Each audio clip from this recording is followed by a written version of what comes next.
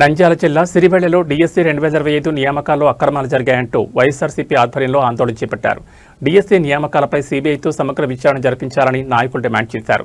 మాజీ ఎమ్మెల్యే గంగుల బ్రిజేందర్ రెడ్డి ఆధ్వర్యంలో రిలే నిరాహార దీక్షలు ప్రారంభించారు. డీఎస్సీ కోసం కష్టపడి చదివిన నిరుద్యోగ అభ్యర్థులకు న్యాయం చేయాలని, నియామకాల్లో జరిగిన అవకతవకలపై వాస్తవాలను వెలుగులోకి తీసుకురావాలని కోరారు. విద్యాశాఖ మంత్రి నారా లోకేష్ రాజకీయ బాధ్యత వహిస్తూ రాజీనామా చేయాలని డిమాండ్ చేశారు. అభ్యర్థులకు న్యాయం జరిగే వరకు పోరాటం కొనసాగుతుందని గంగుల బ్రిజేందర్ రెడ్డి తెలిపారు. ఆగస్టు 10న ఆలగడ్డలో భారీ బహిరంగ సభ నిర్వహించనున్నట్లు వెల్లడించారు.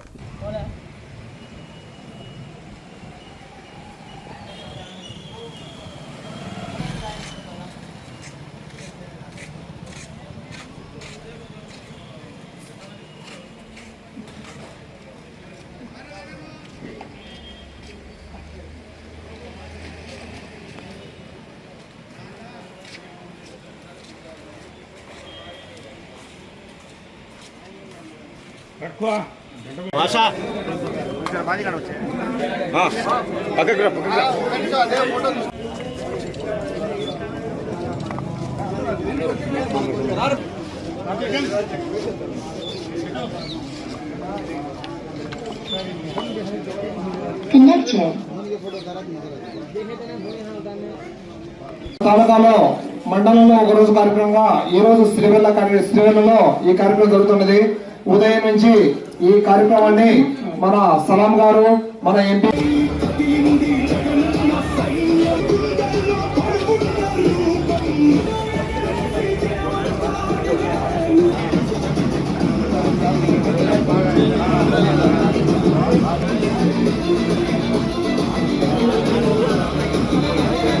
ఏదైతే రాష్ట్రంలో డిఎస్సి పేరిట, మెగా డిఎస్సి పేరిట రాష్ట్ర ప్రజలందరినీ దగా చేసిందో ఈ తెలుగుదేశం ప్రభుత్వము, అందులో భాగంగా ఈ రోజు రాష్ట్ర వ్యాప్తంగా వైఎస్ఆర్సీపీ ఎక్కడ రిలే నిరాహార దీక్షలు చేస్తా ఉంది రాష్ట్ర వ్యాప్తంగా. అందులో భాగంగా ఆలగడ్డ తాలూకాలో రెండో రోజు సిరివెల్ల మండలంలో ఈ రిలే నిరాహార దీక్షలు కొనసాగుతా ఉన్నాయి.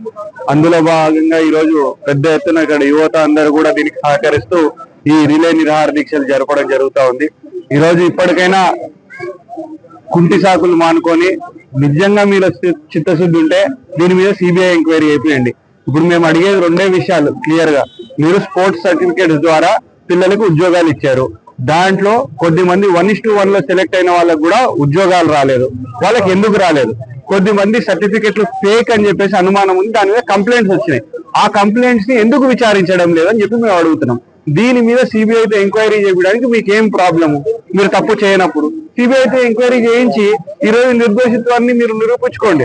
అలా లేకుండా మీరు ఏదో ఊరికే కుంటి సాకులు చెప్పుకుంటా, దాటి వేసే మాటలు చెప్పుకుంటా ఈ ఊరికి అదని ఇదని చెప్పొద్దని చెప్పి మేము కోరుతా ఉన్నాం. అదే విధంగా సూపర్ 6 సూపర్ హిట్ అని చెప్పి చంద్రబాబు నాయుడు గారు గత సంవత్సరం నుంచి కార్యక్రమాలు చేసుకుంటా, మాది మంచి ప్రభుత్వం అని చెప్పి చేసుకుంటా ఇవన్నీ చేస్తా ఉన్నారు కదా. అందులో సూపర్ 6 సూపర్ హిట్ అంటే దాంట్లో ఏమనుంది? సూపర్ 6 లో ఒక ముఖ్యమైన హామీ పిల్లలకి ఏదైతే నిరుద్యోగ భృతి ఇస్తా అన్నారు, అంటే డిగ్రీ ఇంజనీరింగ్ చదువుకొని ఉద్యోగాలు లేకపోతే వ్యాపారాలు చేయని వాళ్ళకందరికి కూడా మీరు నిరుద్యోగ భృతి ఇస్తా అన్నారు. ఇప్పటికి మీ ప్రభుత్వం వచ్చి 24 నెలలు అయితే వాళ్ళకి 3,000 చొప్పున 72,000 అలాంటి యువతకు అందరికి కూడా మీరు ఇప్పటికి బకాయి పడ్డారు. లేకపోతే ఈ రాష్ట్రంలో ఒక్కడన్నా చూపించారు, మీరు నిరుద్యోగ భృతి ఇచ్చిన పిల్లల్ని ఒక్కడన్నా చూపించండి. అది సమాధానం చెప్పారు. ఈ రోజుకి ఫీజు రియంబర్స్మెంట్ ఇలా చదువుకున్న పిల్లలకి 2 సంవత్సరాల నుంచి దాదాపు 10,000 పైన కోట్లు ఈ రోజు పెండింగ్ పెట్టి చదువు పూర్తయిన వాళ్ళకి సర్టిఫికెట్లు రావడం లేదు. వాళ్ళు సర్టిఫికెట్లు తీసుకోవాలని కాలేజీలకు వెళ్తే, పై చదువులకు వెళ్ళాలన్నా ఉద్యోగాలకు వెళ్ళాలన్నా సర్టిఫికెట్ల కోసం వెళ్తే వాళ్ళకి మీరు ఫీజు రియంబర్స్మెంట్ పడలేదు. మీ డబ్బు మీరే చెల్లించి మీరు ఇది తీసుకోండి, మీ సర్టిఫికెట్లు తీసుకోండి, లేకపోతే మేము ఇయ్యమని చెప్పి కాలేజ్ అని చెప్పే పరిస్థితి మనం చూస్తున్నాం. ఇంత దారుణంగా యువతని మోసం చేసి, ఇంత దారుణంగా మీరు యువతని ఈ రోజు నిజంగా వేధిస్తున్నారు, సతాయిస్తున్నారు ఈ విధంగా వాళ్ళకి ఏ ఇది లేకుండా చేసి. కాబట్టి ఖచ్చితంగా దీని మీద సిబిఐ ఎంక్వైరీ చేయాలా. ఇవన్నీ కూడా మీరు నెరవేర్చేంత వరకు యువతతో భాగంగా మేము ఉండి వాళ్ళ తరఫున మేము కూడా ఫైట్ చేసి ఖచ్చితంగా మీ ప్రభుత్వం మెడలు వంచి వాళ్ళు చేస్తారా లేదా అనేది తెలుస్తాం.